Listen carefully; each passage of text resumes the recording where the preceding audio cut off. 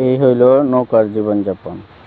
এই যে এবং তো একটি আছে চুলা, যেটা মানে রান্না বান্না করা হয়। আর তারপরে এই যে এইখানে রাখা হয় পাতিল, নিচে মানে খাবারের ডেক ডুকি।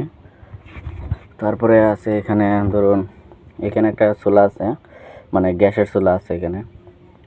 আর এই হলো মানে জিনিসপত্র সামান, যেটা মানে নৌকার মধ্যে লাগে সম্পূর্ণ জিনিস। এরপর জুড়ি সহকারে কয়েলটা সব এখানে আছে। তারপরে আছে গ্যাসের একটা সিলিন্ডার, আরও আছে ধরুন একটা মানে ছোট বিদ্যুতের একটা ফ্যান, যেটা এখন বর্তমানে চার্জ হইতেছে। আর এখানে রাখা হয় কাপড় চোপড়।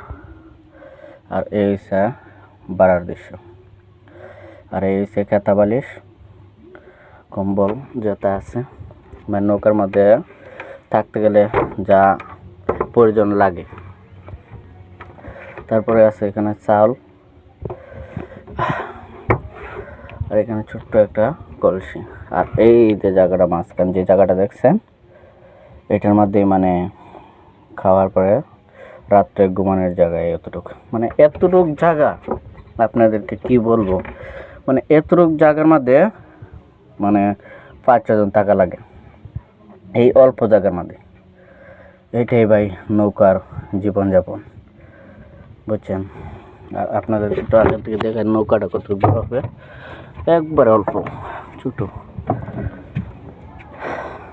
এই হলো বাড়ার দৃশ্য। আর এটা হচ্ছে নৌকার মানে অতটুক বড়ই নৌকা, এই কোনার থেকে এই কোনা পর্যন্ত এবার ছোট্ট একটা নৌকা। এটার মধ্যে জীবনযাপন করা লাগে।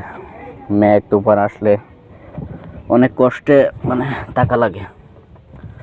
একবার কমেন্টে বলছেন যে নৌকার কিছু মানে ভিডিও তুলে দাঁড়াইতে, এর জন্য মানে নৌকার মধ্যে এসে এই ভিডিও করে দেখালাম। তো আজকে ভিডিওটা এই পর্যন্তই।